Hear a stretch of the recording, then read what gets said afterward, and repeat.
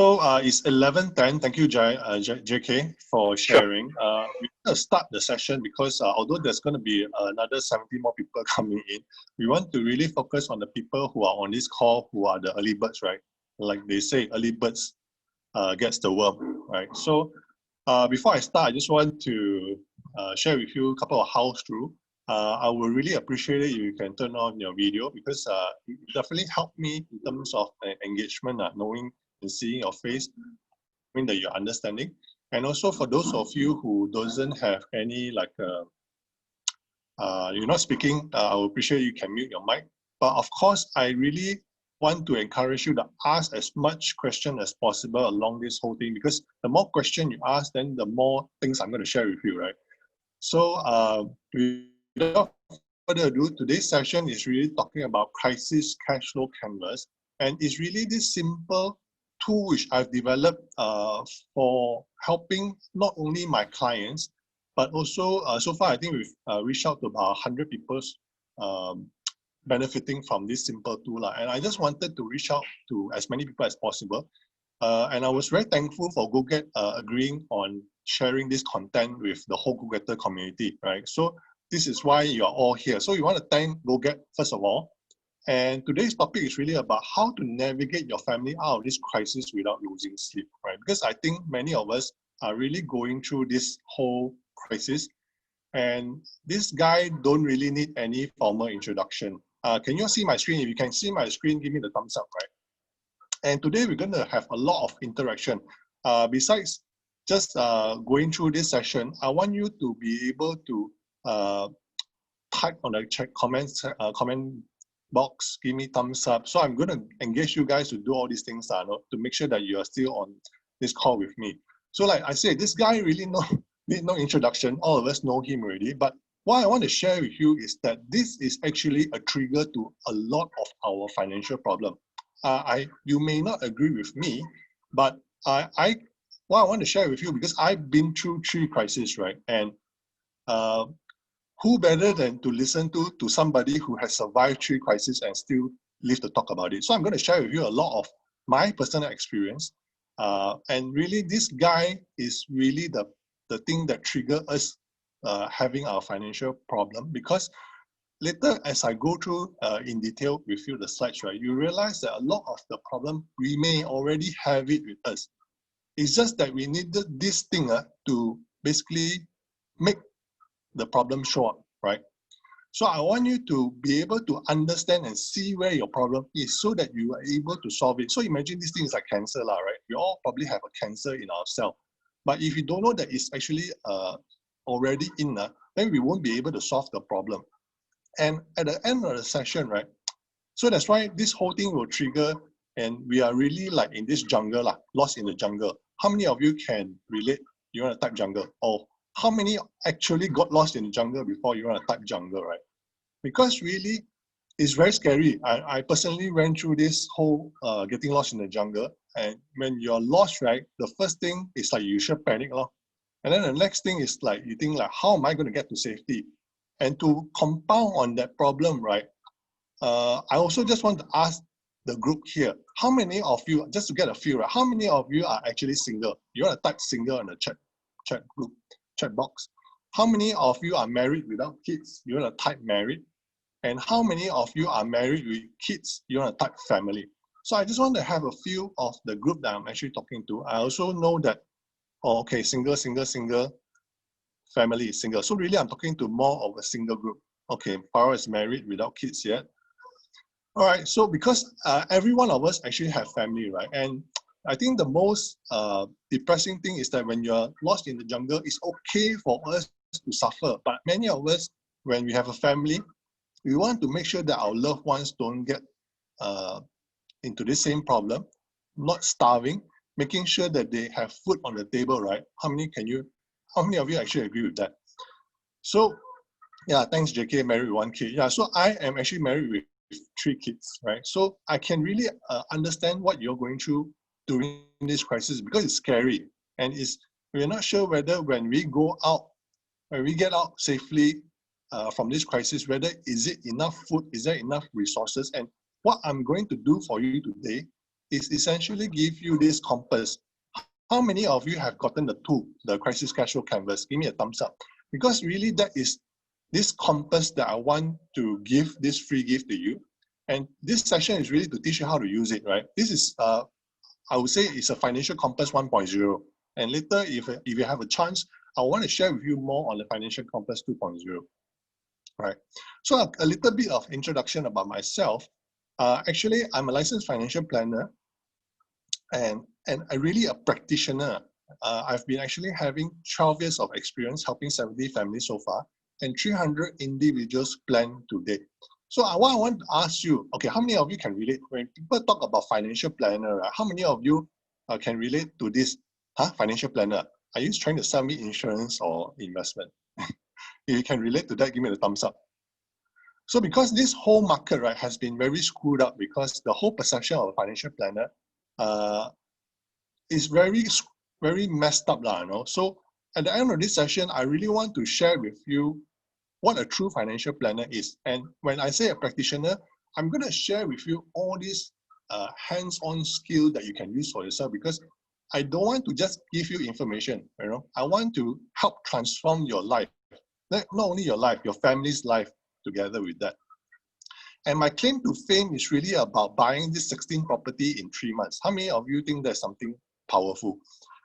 In fact, this is my glamour day in 2013. I achieved it, but really later I'm going to share with this story as well. In 2015, that this actual action, right, actually accelerated towards my second crisis, right? So how many of you want to listen to that story? Give me the thumbs up. And I believe I'm only the only financial planner that is ballsy enough, courageous enough, right, to really put his own money into a F&B, which I actually own, one restaurant. It's called Mythology. I'm not sure how many of you actually heard of it. Basically, F&B is a very challenging industry, and we've been having losses every year. It's only when I put in my money, I help turn around this business from a losing money business into a money-making business, right? So eventually, that gave us the confidence to basically do a private crowdfunding of 700,000. For many of you who doesn't know what crowdfunding is basically trying to get investor in to be able to build up the business and scale the business to the next level. So many financial planner can do that, but not many financial planner willing to take the risk to actually do the crowdfunding for his own business. Because if you know how much responsibility is it to take investor money, right? You know it's very stressful one. So starting in 2013, right, I started sharing this financial literacy, because how many of you agree that in Malaysia, our financial literacy level is quite low? If you agree, type FL, right? I basically started sharing financial literacy because I really have this passion. I wanted to share as much as possible. And on the picture on the right is really the first crowdfunding pitching session that we had in Common Ground. Yes, it's actually the same building as Menara Ken, right? And also this picture on the left, I actually had a big opportunity to be able to share my experience with 100 financial planners across Malaysia and Singapore in 2018, right? So that's why I came up with this whole concept, because I realized that a lot of people are also suffering in the crisis, which I really want to help as much as possible. So that's why this epiphany came when in this crisis, I basically created jadvisory. Jadvisory used to be a financial planning practice. That means people come to me, then I will help them to do it for them, to build up their wealth, right? But if I had a vision of creating 1,000 millionaire families, actually it's going to be very challenging for me to do everything by myself. So that's why during this crisis, I have an epiphany to pivot this whole financial planning practice into a personal finance academy of really helping the middle income families navigate and stride out of this crisis without losing sleep. So I want to share with you like what J really means, right? J actually stands for Jia. For those of you who know Mandarin, Jia actually translated to English is called family. So which is also my middle name, you know, Ka Hoe. Ka is actually Ka Hoe. So I feel that besides protecting my family, I really want to help the middle income family, because if you know that the B40, the bottom 40 people, right? Yesterday, Prime Minister mentioned a lot of incentive, and you can see most of the incentive are really helping the B40. And then you got your rich people, normally they can help themselves. So always this middle income is always like the middle child syndrome, like neglected on. So that's where this whole jadvisory came in, and the tagline is really improving life holistically, because we want to help. Because financial problems, like I said, is actually the root cause is from many, many different areas, not from the financial. Financial is really the symptom of it. All right. So before I begin, I just want to share with you that whatever I'm going to share is really simplified and presented in good faith. It doesn't constitute any financial advice. So I want to ask you to ask me as many questions as possible if you're stuck, or I'll be happy to take your questions, right? So let's begin. I don't need to tell you how bad this crisis is, but I believe the aviation industry, the hotel industry, especially the tourism industry, are the ones that's suffering the most, right? I recently spoke to the Hotel Association, because I also reached out to the Hotel Association to help share this education, this content with them, and they are very, very thankful, right? But the whole message I'm trying to share out of this slide is that, firstly, the business will suffer, right? Secondly, it's really the workers that will get pay cut and job loss. So I found out this survey. What I want to share with you, can you see how many percent of the population during the MCO are actually having low income? Can you see about almost 68%? And even from a company standpoint, right, how many percent of the business owner, because they're unable to open, they're unable to generate sales, you can see almost 69% are actually using their savings to fund the operational costs. And the highest cost is always talking about staff payroll, and also rental, right? So, but how long can we survive? As a business owner, I can relate, because I actually have to close down one of my outlet called Mythology Bukit Bintang. And because we were under a hotel, which really, they told us that even the lockdown is over, they're not going to open until September. And then having to pay the rental and the staff cost is just doesn't make sense. We have to cut, and we have to move all the staff into our HQ, which is in Taman Tun, right? So, and I also want to share with you that relating to the previous slide, talking about emergency fund and savings, right, to fund our deficit right now, or our negative every month, right? How long can we sustain? And and I know that in Malaysia, many of us don't have much emergency fund. Can you see the picture on the right here? If you're working for GLC and MNC, okay, they tend to have a higher saving emergency fund. Almost 79%, right, have at least 4 months of emergency fund. Can you see the SME? Basically, they are lesser having only 2 months, 77% or almost 82%. And really the biggest impact, why I wanted to reach out to Google, is because I believe there's a lot of self-employed people here as well, right, who actually have almost only 1 month emergency fund, which is 71%. So later I'm going to go through on the tool. It's also to help you to find out, because sometimes you may have some emergency fund you put aside, you don't know, and you've forgotten about it, right? Are you okay so far? If you're okay, type great on the comment section.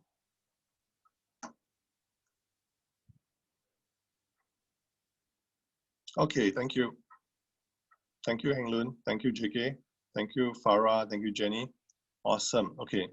So really, I want to share with you this story that I shared with you earlier. This is my claim to fame, right? How I actually bought 16 property in 3 months. 30 million worth of property. So it's really glamorous. And really, how I did it was because after my first crisis, I basically started building up my financial foundation up to 2012, which I think it was my peak in my career, right? So that's how I got it. But I think the main thing I want to share with you guys is that in 2015, this whole action here accelerated me through my second crisis. And how we got into our second crisis is this. What I did very well was that I know my financial capability. That's why I went ahead to get all this property, right? But what I didn't do, because when we bought this 16 property, it's actually a joint venture with 8 different people. What I didn't do was I didn't go through their financial individually. And true enough, in 2015, out of the 8 people, 4 people walked out from the deal. So imagine having a 30,000 per month installment shared by 8 person, it's about 5,000 per month, still okay lah. But imagine eventually the 30,000 was shared by only 3 people. So can you imagine paying 10,000 per month? How stressful is it? And let's say after minus off the rental and everything, we still have to pay almost 5,000 per month. I think for those of you who are having a deficit right now, you know what I'm talking about, right? So that's why I realized that from this second crisis, of course, the simple thing to do is to just walk away from the deal or declare bankruptcy, or even just a lot of people will just commit suicide, right? But what I want to tell you guys is that if you stay strong and you face the problem, when there's a will, there's a way, right? So what happened was that how I put up all this content for this session is really going through and learning from what I did right. So by sharing with you this financial compass, which I'm going to share with you, basically helped me to help this client who had a negative of 5,008 per month. So I took him left, took him right, and I managed to get him to have a surplus of 1,006. How many of you like this kind of effect?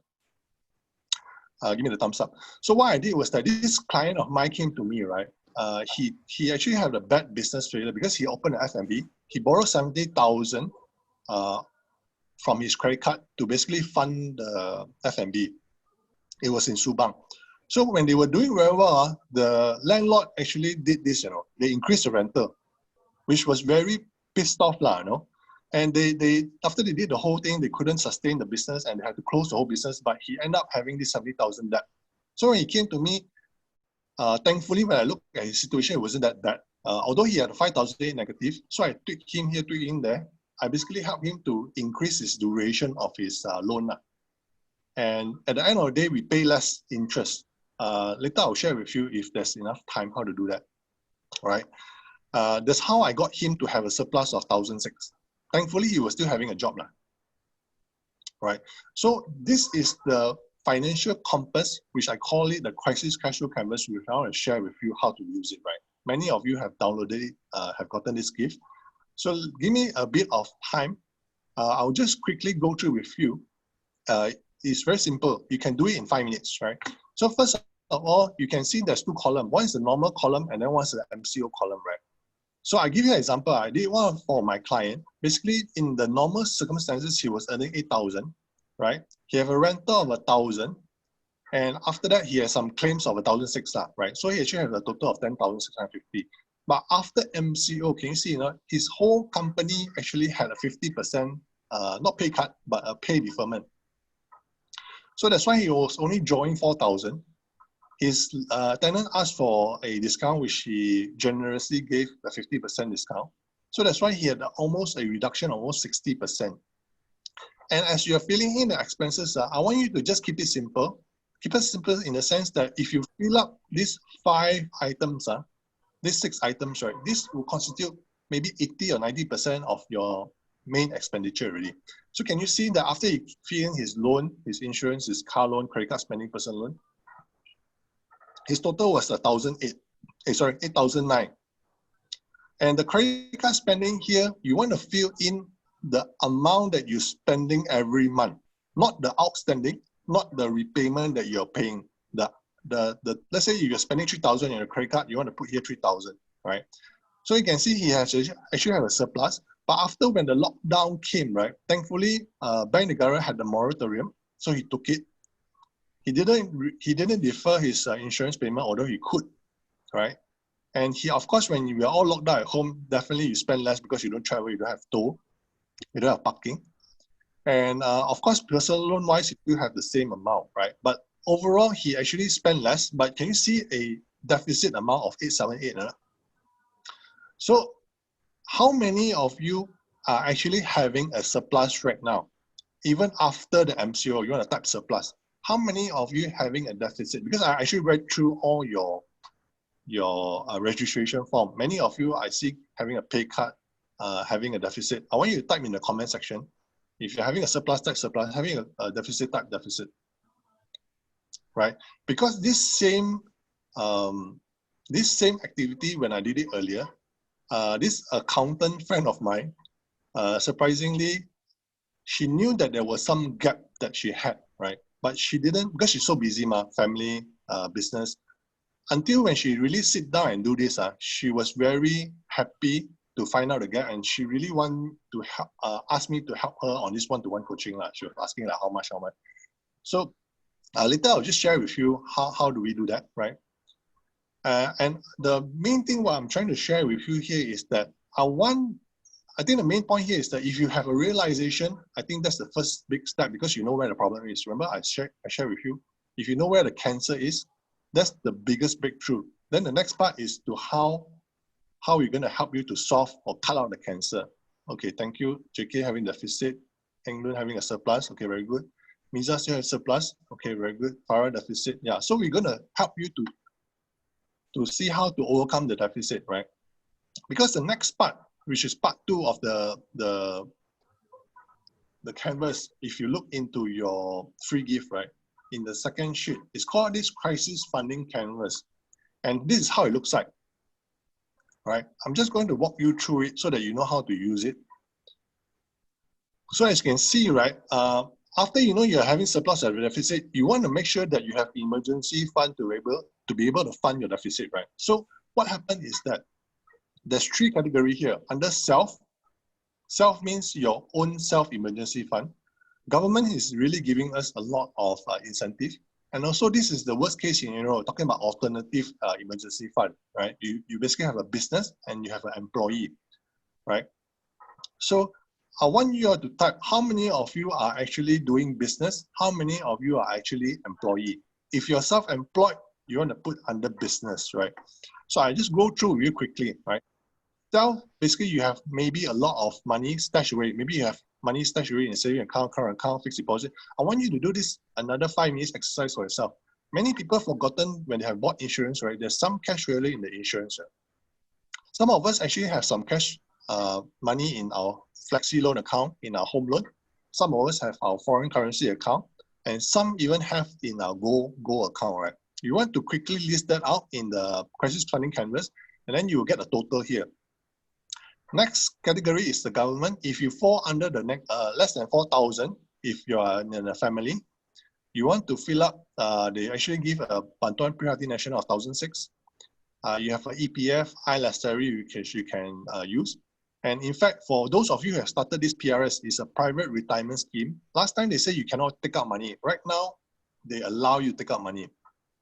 For all the single people right in this chat group, right, I don't have this part for you guys yet. Let me fine tune it, see how we can help you guys as well. Because for single, I think you are entitled to, I think 800 or 1,000, right? But let's just cover this. Later you can ask me a question. For family, for between 4,000 to 8,000, basically the Bantuan Prihatin Nasional is about 1,000. You can also apply the iLestari, which is a 500 for 6 months. And same thing for PRS. So once you fill up either section, you basically be able to total that up, right? And I just want to show you this example of this client of mine who did it, the same client, right? So imagine he had a deficit really, and he's very concerned. So after he filled this up, right, can you see that actually he had about 3,004 of self-emergency fund, then another 4,000 of what the government is providing to him. Literally, he have about 7,000, right? And of course, when I asked him to do this part, because he's an employee, of course, first thing first, you can borrow from friends and family. But my principle here is that when you borrow, you must always return back, all right? Second thing, of course, you can go to the bank to borrow personal and credit card.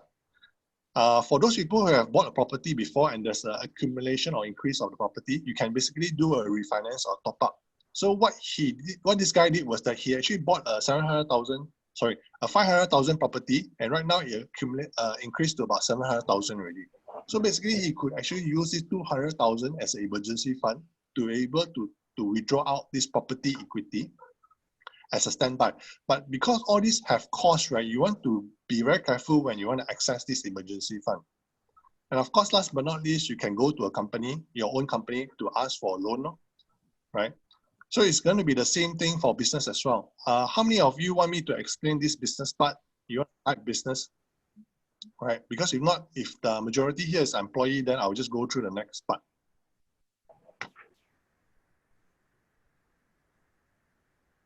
Okay. So how many months? Oh, Heng Lun, you want me to explain that business? Okay. I think the main difference here is this. The main difference between business and employee is this thing called a P2P financing. What P2P means stand for is peer-to-peer. Are you aware that this thing called Funding Society, Fundastic, which is an app approved by Bank Negara? Basically, you can borrow money as a business to help fund business cash flow. In fact, government also is giving this special relief fund. Recently, yesterday, they announced an additional, I don't know how many billion, to help another 4,000 SMEs, right? So basically, you can apply through these apps to be able to get financing, what we call alternative financing. And actually, it's funded not by a bank. It's actually funded by people like investors and the retail. That means people like me and you. We basically can put in money. They will probably give us like a 6%. Then they will loan it to businesses, which they're going to charge them at 12%. So we actually earn the difference. We actually share it with the platform. And of course, some companies who have retained earning, that means the companies have made money before, they have cash in the business, right? Basically, they get access to those money, right? Okay for you, Heng Lun? So really, based on the case I share of my client just now, how long can he survive after once he's done these two funding canvas, right? He basically have a very clear understanding, right? First thing first, he actually know that he have about 7,000 of the emergency fund. And if he's having an 878 deficit, basically he knows he has 8.5 months. So the first thing first is really to survive after the lockdown, which is the 6 months. So for those of you who have deficit like JK and Farah, really you want to do this quickly, because if this amount is too low, that's where we have to look for the alternative really. Does that make sense to you?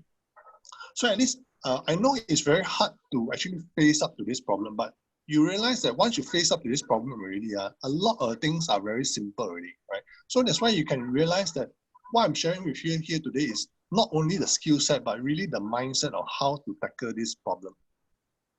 So I also got some case study I want to share with you.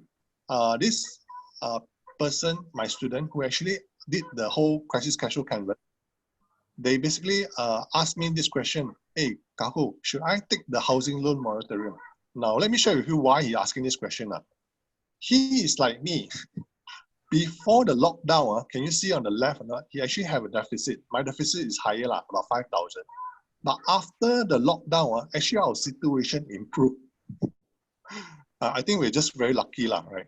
But that's why we're not just sitting down, not doing anything when we're lucky. I think when the person up there tells us that he's going to give us a break, that's why I'm doing all these things to be able to help more people. And also, if you can see that I'm also generating business income from here by education, right? So what he did was that he actually had a surplus of 3,006, and can you see he took he had a moratorium of 2,365, right? So of course, option one, if you take the moratorium, he don't have to pay the loan amount of 2,365. Number two, of course, because he have a surplus, actually he can pay. Why he can pay is because if you know how to calculate, right, the bank, when they give you the moratorium of not paying the 6 months, right, there's an additional interest that will incur over the 6 months one. So he was really concerned about this, right? So I told him, I say, why don't you take option 3, right? Which is a very creative option now. How many of you would like to hear this creative option, type creative?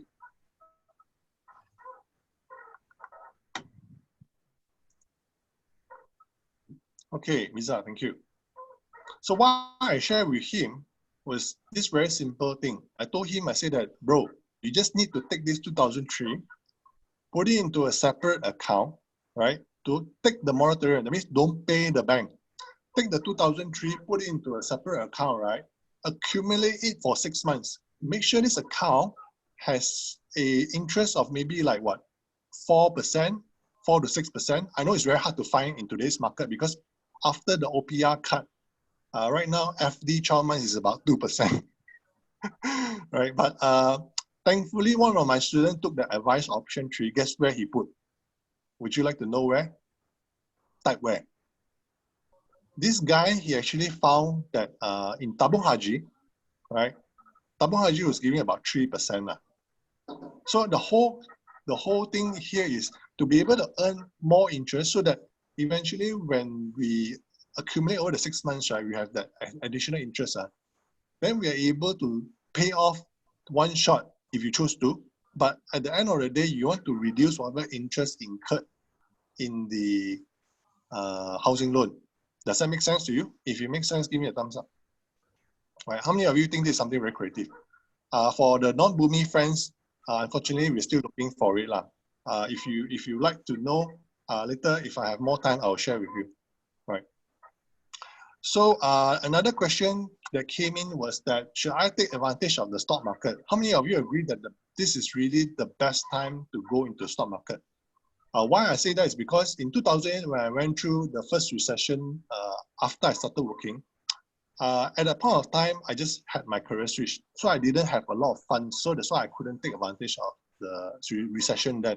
So I was waiting. Ayo, when is the next recession? When the next recession hit this year, I also was in my crisis for the past 5 years. So that's why I also have this challenge now, right? So this same guy basically asked me the same question, but he actually have a 7,000 credit card outstanding, right?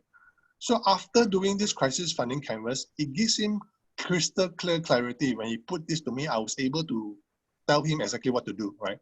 Can you see that he have a saving of 11,000? Then after that, he have a cash value of 8,000. So technically he have a 19,000 emergency fund on top of the 3,006 surplus.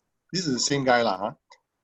Then after that, government-wise, he could actually take out another 4,000, right? And based on his total right now, it's about 23,000, and his credit card is 7,000. So this is what I told him.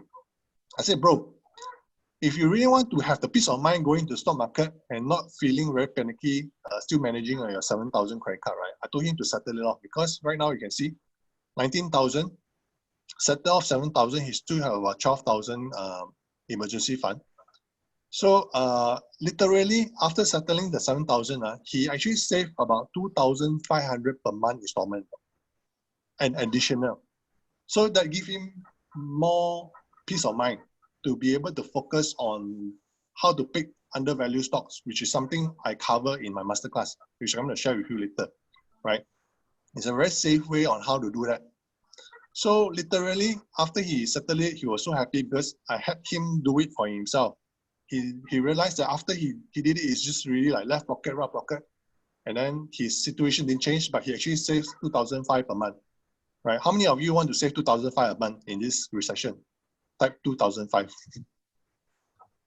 So Emily was one of my students who actually I met 8 years ago. And she's one of those people like you guys, you know, wanted to learn about financial, but didn't have the time and didn't know who to teach her. I'm so happy to share that after the 8 years that she's with me, I can see her growing because she's used to be a very conservative type of person. Now that she understands more about financial, it gives her the confidence to really move forward, right? And she's one of the first students that came in my first Profit from Crisis Masterclass. So that's the end of my session. And I want to take any questions that you guys have. And later, I just want to ask your permission for another extra 5 minutes to share with you. If you want to dive deeper into learning more, what are your options? Okay, if it's okay, give me a thumbs up. And you can unmute your mic right now to ask me any question. Thanks, Heng Lun.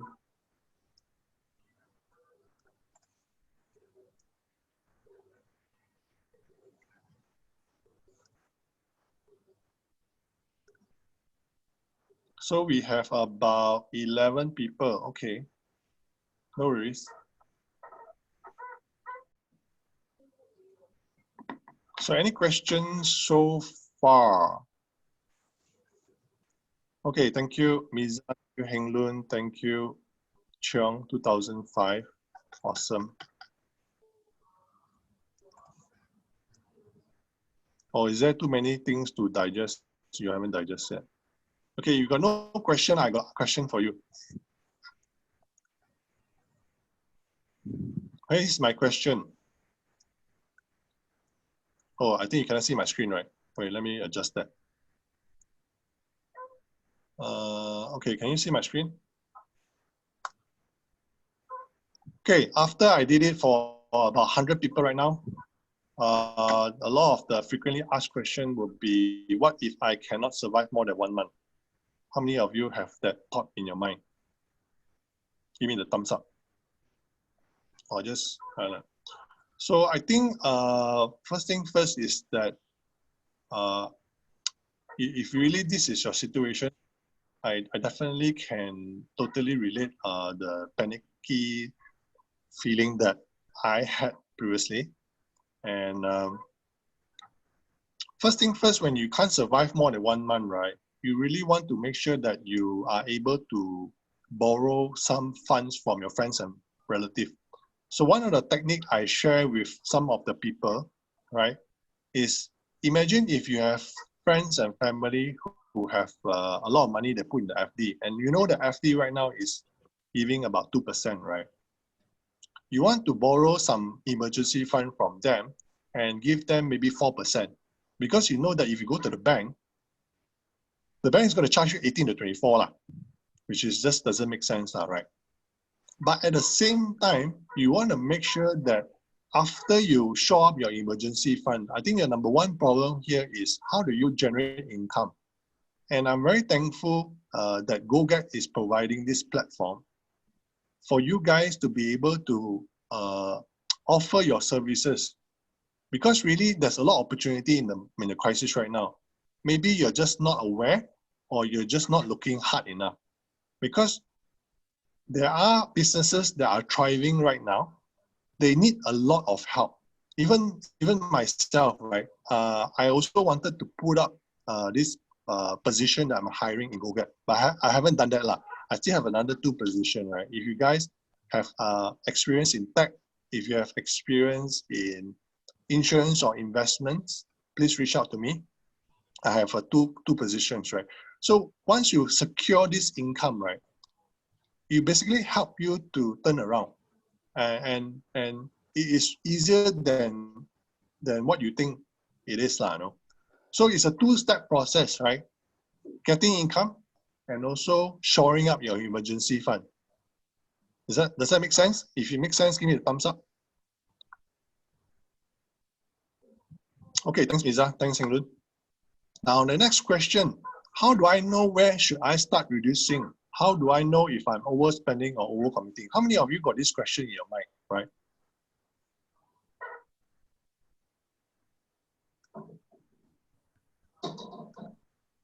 You want to give me the raise your hand on a raise hand? Okay, because this is the thing which I'm going to share with you. I actually share this, thanks Jenny. I actually share this concept which I talk about ice jar, which I'm going to share with you later. All right. This ice jar is really what I've been using in the crisis to really show me where I should be cutting. Of course, the first thing first, the easiest way is to cut off all the luxury and keep all the necessity, right? Food, rental, all those basic necessity you need to keep. Any luxury like a gym, you know, your Lazada, your Shopee spending, you can cut it for now. But basically, later I'm going to share with you this ice jar in my next session, which really once you do this exercise, then you know where you're overspending, overcommitting, or even some people are over-investing. And of course, the third question is, should I use my EPF to fund my deficit even if I have cash on hand? How many of you would have this question or this scenario? Give me the thumbs up. Because one of my students came in and then I realized that he used his EPF to fund his deficit even though he has cash on hand. My answer here is, no, you shouldn't do that. Thanks, Heng Lun. no, you shouldn't use an EPF, you have cash on hand. You know why? Because your EPF is giving you 6%, bro. You want to keep it in the EPF, because right now your FD is only giving you 2%, you know? So you want to make sure that you're using your current cash on hand first. If really was his scenario, like the other guy, the first guy that I show you, the 3,000 emergency fund, or this guy, you know, the 1 month can't survive more than for 1 month, then no choice, you have to go get from iLestari, right? Then really that way you are really maximizing lah, whatever that you have. Does that make sense? If it makes sense, give me the thumbs up. Yeah, thanks, England. So from here, right, from these 3 questions, does it trigger you guys to have any more questions? Because I just want to take maybe 2 questions, 1 or 2 questions. You can unmute yourself before I go on to the last part.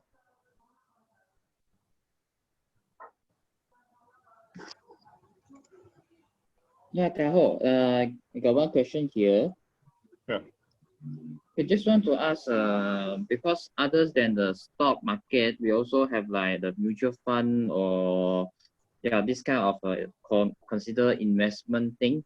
But now let's say what is the minimum amount we should have in our hand so that we can start exploring on this kind of options? Very good question. In fact, right, if I may suggest, from a financial planning perspective, they always talk about 6 months emergency fund before you can start investing. Some actually are very conservative. They're actually looking for 1 year emergency fund, right? So there's really no right or wrong question, Heng Lun. For me, if you are able to secure your income, that means you know that every month your income continue to come in, right? If you are higher risk tolerance, like me, if I have 3 months emergency fund, then anything excess from that, then I will start investing, because really right now, there's a very big opportunity you can capitalize from the market.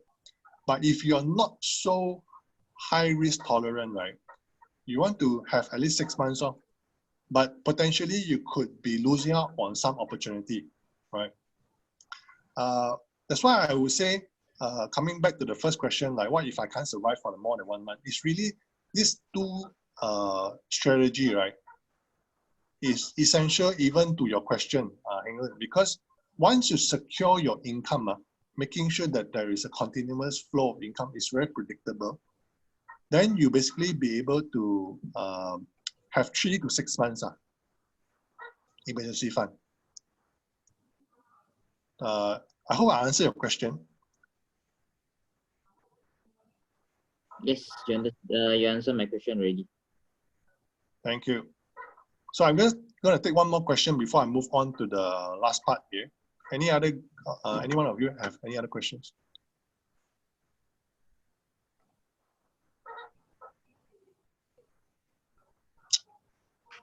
Okay, if there's no other question, I've come to the end of my session. Today's session is really a very quick and easy and light for many of you who are able to just learn that 1 thing that can, I really encourage you to go back and just spend that 5 to 10 minutes to do it for yourself. And I want you guys to tag me on Facebook, right? Share with me your biggest learning, and also whether the plus or deficit. I mean, if you find it too much to share on Facebook, you can text me personally. But I really want to know, right, how it's helping you.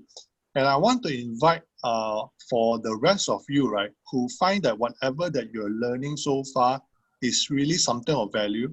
I want you to type on the chat group there, type value, because I want to invite all of you, right, the one that are serious enough to really improve on your situation.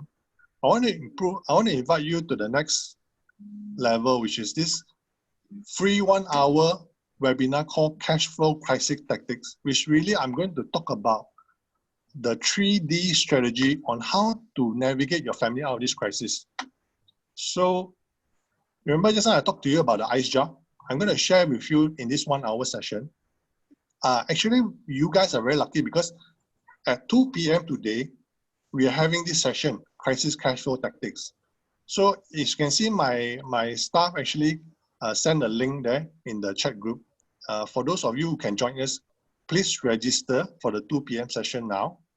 For those of you who can't join us at the 2 p.m. one, I want you to register for the next Saturday session at 2 p.m. Next Saturday session is at 11 a.m., right? And we will give you a reminder. So what you're going to learn is this ice jar concept. Then you'll be able to find out where to cut, because then you know where is overspend, where you overcommit, and where you overinvest. And also, I'm going to share with you many more strategy. I will talk about the debt restructuring strategy of how I helped that 5,008 guy from negative to turn him around to 1,006 positive by employing some strategy. And I'm going to share with you also some of the testimonial, because after that session, right, the people that attended the session basically benefited from, like Ka Hoe and Janice, basically they benefited. And really, it's not for everyone. It's really for those people who find that they want to have this transformation in their life and to be able to have the real skill set and mindset to be able to do that, right? It's a 1 hour free webinar. So I highly encourage you guys to sign up, right? So to end this session, this is my Facebook profile. Share with me your biggest learning. Tag me on Facebook, Instagram. For those of you who really enjoy what we are learning today, I want to invite you as well to go onto this jadvisory Facebook group. It's a free group where every week we are inviting a subject matter expert to be able to share with you how to improve your lives holistically for you and your family. So far, we have about 4 sessions right now. We invited people talking about Paji, Feng Shui. We talk about relationship and communication. We talk about how to cook a steak. We talk about health, right? How do you reduce stress or manage stress during this crisis? So I'll be inviting somebody next Thursday to talk about meditation. How do you give yourself clarity, especially when everybody is panicking right now? All right. So I want to acknowledge all of you for spending the last 45 minutes to 1 hour of your life with me. I'm just very grateful to be able to share my experience with you. And before you go, I would just like to take a group picture. Is that okay?